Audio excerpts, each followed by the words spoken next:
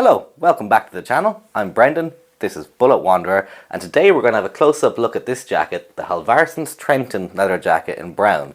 This design is based off of the World War II A2 pilot jacket design from the US Air Force. So I thought before we talk about this jacket, we'll talk about the history of the design it's based upon.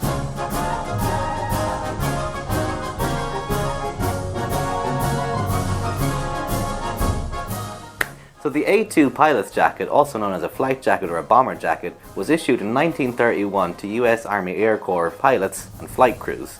Replacing the button-up A1 flight jacket, the A2 was crafted from leather, typically horsehide or goat skin, and featured a snap-down collar, shoulder straps, a front zipper, and knit cuffs and waistband. Its design was intended for durability and ease of movement. The A2 was synonymous with US pilots. It wasn't just a part of the uniform. Oftentimes it became a deeply personal item. Many pilots adorned their jackets with patches, mission counts, and artwork, making each one unique. 1943 saw an end to the issuing of A2 jackets to the pilots, which were replaced by B10 and B15 jackets, which were made from cloth rather than leather. However, some A2 jackets still saw use in the Korean and Vietnam Wars. After the Second World War, the A2 pilot jacket became something of a fashion icon among many famous American actors and characters, such as Steve McQueen in The Great Escape, Frank Sinatra in Von Ryan's Express, and Harrison Ford in, of course, Indiana Jones. So let's get into it. So, why did I buy the Halvarssons Trenton brown leather jacket? Pun intended, I couldn't find any plain A2 style motorcycle jackets. They all either had fluffy collars, or no collar, or gaudy patches, or big branding all over it, and just, there was no sort of just the jacket, if that makes sense. There are, of course, A2 jackets still out there to buy, but they don't have motorcycle safe arms and shoulders and so on. Who are Halvarssons? Halvarssons are a Swedish brand founded in the mid-1940s in Malung, Sweden, if I pronounced that right, and they specialise in motorcycle gear, specifically jackets, pants, gloves and underwear according to the website. So let's talk about the stats of the Halvarssons Trenton. Well, it's a goatskin construction, so similar to the actual A2. The design as well, you can see, is based on that A2 design. However, the pockets on the A2 were more like this style, whereas these are zip-up ones, which makes more sense for motorcycling. It's certified to CE class AA, which is good for touring. The best you can get is AAA, but for touring purposes, this is perfectly fine and perfectly safe. And it also came with a nice cardboard placard to hang on the wall, which I have upstairs. You might have seen it in the background of some videos. But what is a jacket review if I'm not wearing the jacket? So let me just throw this on and also dismantle my makeshift mannequin. So here I am wearing the jacket. The fit I think is really nice. We'll talk about the armour first. It's very comfortable when you're wearing it, but it does make you appear a bit buffer than you actually are. Depending on who you're talking to, that might be a good thing. We've got armour in the elbows as well, and it's all CE level 1 rated.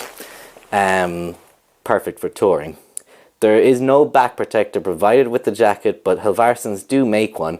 I didn't buy that. I went for a D30 Stealth level 2 back protector that I attached some 3M tape with Velcro on, because the back of this comes with a Velcro liner. So whatever back arm you have, just attach some Velcro to it, 3M tape, it's not going to go anywhere.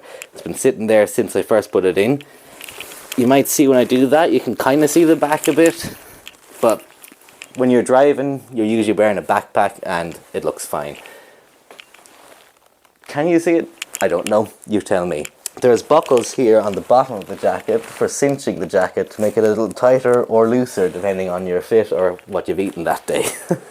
There's no vents in the jacket, but that's not a problem to me.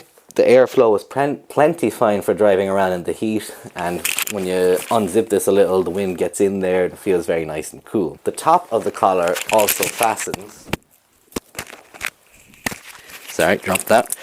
That's attached to the fastener, but this fastener here clicks in there, so you can zip it all the way up, click that, and you're not going to have any wind going in at all. But you want a little wind, because this is a summer jacket. As does the collar, actually. I forgot to mention that. Pops up, pops down, so it's not going to flap anywhere, but it looks the part. There is zips on the sleeves for gloves, so you put a big glove on, big gauntlet, stuff it in there, zip it closed, or leave it unzipped for a bit of airflow. I haven't found that these really ride up or anything like that, so you're good.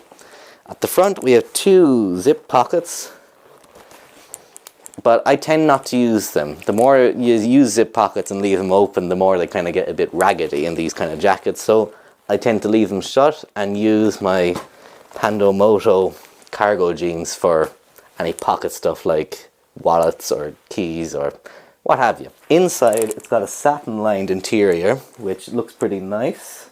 It's a sort of bronzy colour. We have a little Swedish flag here because it's a Swedish brand. There's 2 pockets on this side. One's here. The other one I made up. And there's 2 pockets on this side. One down here that comes with, I think, some spare buttons and stuff inside. Yeah, if you ever break anything. The other one is a bigger pocket for putting your phone or whatever you like. And we've also got the AA rating sticker certified right here. And speaking of the Swedish flag, there's minimal branding on this. The only part that says Halvarssons from the outside is right here, and it's subtly stitched in and it looks really nice. And I think big props to Halvarssons for that, because most motorcycle gear these days is a big company logo or whatever just slapped across it, and I prefer it to look like it's just a jacket and on the inside tell me who the jacket's by. That's just my taste, you might think differently. Also on the inside we have this zip which can attach to a belt, which you can cinch, or not to a belt, to pants. I don't have Halvarssons pants, but they do make a sort of belt thing that you weave in between your belt. There's a zip on it, so it stops it riding up in the event of a crash.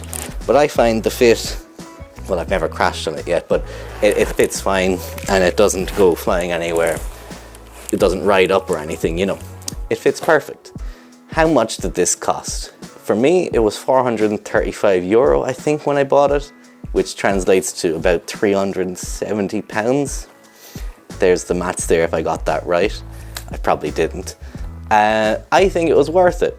Sure, it's like the better half of a week's wages, but it looks great and it's certified AA rating. So overall, it's a great jacket. I love the look. I like knowing that I'm safe in it. Don't like using these front pockets, as I said, but if you pair it with a nice pair of Pandomoto jeans like these, use the cargo pants in them, and the whole ensemble looks like, well, it is a bit World War II pilot jacket, and that might be a bit too much for some people's taste. So when I'm in Ireland, I'll usually pair it with a regular pair of blue jeans, just to not look too conspicuous. But if I'm touring France or wherever, it looks great beside the bullet to be wearing the full thing. Especially in St. Mary Église, where you can find me on Google Maps doing just that. It's not the best in the wet. It's been through a few rain showers, as you've seen. But nowadays I carry, if I'm wearing this, I would only wear it in the summer, but I'd always carry an overcoat to just throw over to give the leather its best chance at living its longest life. Complements a classic bike really well, I've already said that. Looks alright off the bike, except for the bulky shoulders, but that's up to your taste. You can see it on me here when it's zipped up, it does look bulky, but when you unzip it, it kind of fits more relaxed. At least that's my opinion. Perhaps a con would be the back protector kind of coming through a little. Not sure you can see that on camera, but it's not so noticeable when you're in a backpack. Any questions for me, leave them in the comments below and I'll try and answer them. I hope this review has been enlightening for you. And let me know if there's any other piece of my gear you want me to review. I previously reviewed the helmet, the Bi-City Roadster. The pants, I don't think there's too much to say about pants. They're good. They pair nicely with the jacket. Okay, this is getting long-winded, so we're going to wrap it up here. Thanks so much for watching this review, and I hope it's helped you in some way. We'll be back soon. Talk to you in the next one. Bye.